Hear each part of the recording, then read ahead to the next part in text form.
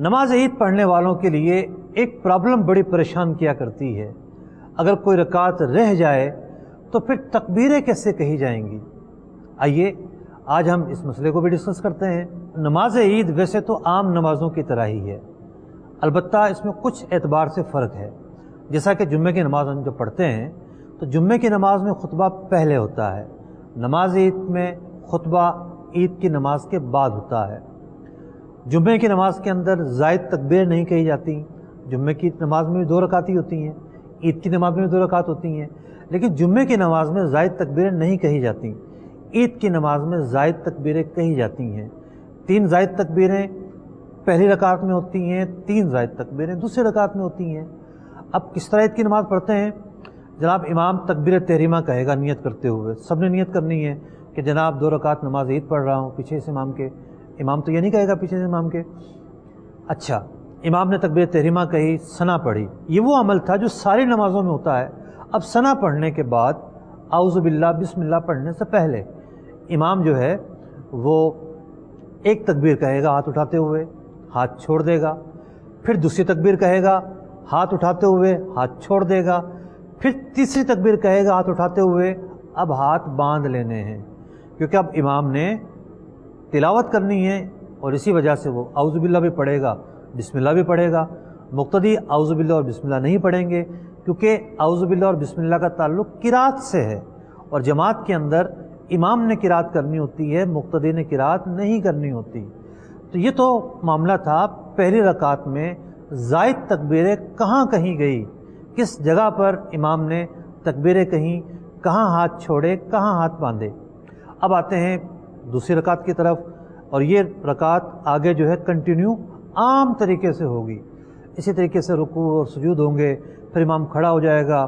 اب پہلی رکعت مکمل ہو گئی، امام کھڑا ہو گیا، اس نے عام جو طریقہ ہوتا ہے رکعت پڑھنے کا اس کے مطابق سورہ فاتحہ پڑھی، کوئی زائد تکبیریں نہیں کہیں، پھر سورت ملا لی یا آیات ملا لیں۔ اب رکوع میں جانے سے پہلے دوسری رکعت میں امام نے 3 تکبیریں کہنی ہیں، ہاتھ اٹھانے ہیں۔ پہلی تکبیر کہے گا ہاتھ اٹھاتے ہوئے، مقتدی بھی یہی عمل کریں گے۔ دوسری تکبیر کہے گا ہاتھ اٹھاتے ہوئے، مقتدی بھی یہی عمل کریں گے، ہاتھ چھوڑ دینے ہیں۔ تیسری تکبیر کہے گا ہاتھ اٹھاتے ہوئے اور ہاتھ چھوڑ دے گا، مقتدی بھی یہی عمل کریں گے۔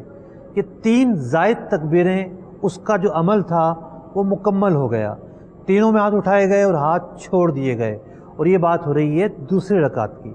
اب امام چوتھی تکبیر کہے گا، حقیقت میں وہ چوتھی تکبیر نہیں ہے، وہ تو رکوع کی تکبیر ہے، لیکن اگر ہم تکبیروں کو دیکھیں تو چوتھی تو بنتی ہے۔ اب رکوع کے بعد ایک نارمل طریقے سے نماز کی ادائیگی ہوگی۔ تو یہ 2 وہ مقامات تھے پہلی رکعت میں اور دوسری رکعت میں جہاں زائد تکبیریں کہی جاتی ہیں۔ اب معاملہ یہ ہے کہ کوئی شخص شامل ہوا ہے پہلی رکعت میں اور امام نے تو سورہ فاتحہ شروع کر رکھی تھی، تکبیریں تو وہ کہہ چکا ہے۔ اب اس حالت میں شامل ہونے والا کیا کرے گا؟ اس کا طریقہ کار یہ ہے کہ مقتدی جب اس حالت میں شامل ہوگا تو تکبیر تحریمہ کہے گا، تکبیر تحریمہ کہتے ہوئے وہ پھر زائد تکبیریں کہے گا، اگرچہ کہ امام قرات کر رہا ہو۔ اس نے جناب ایک تکبیر کہی ہاتھ چھوڑے، دوسری تکبیر کہی ہاتھ چھوڑے، تیسری تکبیر کہی اب ہاتھ باندھ لیے، اور امام کے ساتھ وہ اب تلاوت سننے میں مصروف ہو جائے گا۔ یہ تو وہ موقع تھا کہ جب یہ اس وقت شامل ہوا پہلی رکعت میں کہ جب امام قرات کر رہا تھا۔ اب بالفرض امام چلا جاتا ہے رکوع میں، پہلی رکعت ہے اور امام رکوع میں چلا گیا۔ اب اس کے لیے پہلا حکم یہ ہے کہ اسی طریقے سے آ کر مقتدی تکبیر کہے، اور اگر یہ سمجھتا ہے یعنی تکبیر تحریمہ کہے، اب اگر یہ سمجھتا ہے کہ میں جو نماز عید کی زائد تکبیریں ہیں وہ 3 تکبیریں بھی کہہ کر رکوع میں شامل ہو جاؤں گا، اس کے لیے یہ حکم ہے کہ تینوں تکبیریں کہہ کر پھر رکوع میں شامل ہو۔ اگر اسے ڈر ہے کہ نہیں جناب یہ نہ ہو کہ امام رکوع سے کھڑا ہو جائے، کیونکہ اگر امام رکوع سے کھڑا ہو گیا اور مقتدی کو رکوع نہیں ملا امام کے ساتھ تو اس کی تو یہ رکعت چلی گئی، تو رکعت کو تو بچانا ضروری ہے۔ تو یہ صرف اس خطرے کے پیش نظر تکبیر تحریمہ کہے گا، نماز شروع کرے گا اور رکوع میں چلا جائے گا، اور رکوع میں جا کر بغیر ہاتھ اٹھائے جو 3 زائد تکبیریں کہنی تھیں وہ 3 زائد تکبیریں اللہ اکبر اللہ اکبر اللہ اکبر کہہ لے گا۔ بالفرض اس نے ایک ہی تکبیر کہی اور امام نے سر اٹھا لیا تو یہ اپنی تکبیریں موقوف کر دے گا. اب یہ زائد تکبیریں نہیں کہے گا بلکہ امام کی پیروی کرتے ہوئے کھڑا ہو جائے گا. اس کیفیت میں، اس حالت میں جو زائد تکبیریں ہیں وہ اس سے ساکت ہو گئی اور پہلی رکعت میں یہ مکمل طور پر امام کے ساتھ شامل ہو گیا. پہلی رکعت اس کی نہیں رہی کیونکہ رکوع میں مل جانے والا وہ ہوتا ہے کہ جسے پہلی رکعت مل جاتی ہے.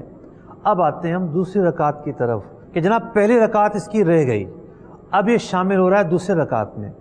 اگر تو یہ امام کی تلاوت کے دوران شامل ہو رہا ہے تو ظاہر بات ہے امام نے تو زائد تکبیریں کہنی ہیں تلاوت ختم کرنے کے بعد، تو کوئی بڑا ایشو نہیں ہے، صرف تکبیر تحریمہ کہہ کے ہاتھ باندھ کے امام کے ساتھ شامل ہو جائے اور تلاوت سماعت کرے، تلاوت کو سننا شروع کر دے. لیکن اگر یہ شامل ہوتا ہے امام کے رکوع میں، پہلی رکعت مکمل طور پر نکل گئی، دوسری رکعت میں شامل ہوا ہے اور امام رکوع میں ہے، امام دوسری رکعت کی تکبیریں کہہ چکا ہے، تو یہاں بھی یہی حکم ہے کہ یہ شخص تکبیر تحریمہ کہے گا. اب یہ سوچے گا کہ میں اگر اسی حالت میں کھڑے کھڑے 3 تکبیریں کہہ کر رکوع میں شامل ہو سکتا ہوں تو یہ دوسری رکعت کی تکبیروں کو قیام کی حالت میں ہی اللہ اکبر کہتے ہوئے 3 دفعہ تکبیریں کہتے ہوئے ہاتھ چھوڑے گا اور چوتھی تکبیر کہہ کر رکوع میں جا کر امام کے ساتھ شامل ہو جائے گا.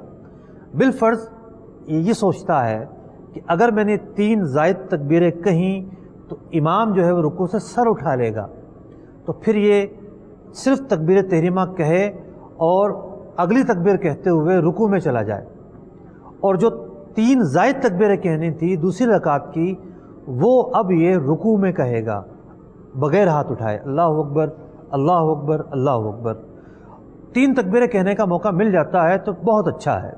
لیکن اگر امام دوسری رکعت میں اس کی تکبیریں پوری ہونے سے پہلے سر اٹھا لیتا ہے تو یہ اپنی تکبیریں موقوف کر دے گا.